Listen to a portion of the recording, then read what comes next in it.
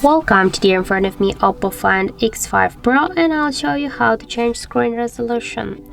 So first we should go into the settings and then scroll to the display and brightness. Now just scroll a little bit down here and you'll see here the screen resolution section. Now we got Full HD Plus and we can switch it to the auto select, or we can turn it back to the Full HD, or we can switch it to the QHD Plus. Then just click here to OK, and by this way you can see that we can successfully change the screen resolution of our Oppo device. So that's it, thank you for watching, and if you find this video helpful, don't forget to leave a like, comment and to subscribe our channel.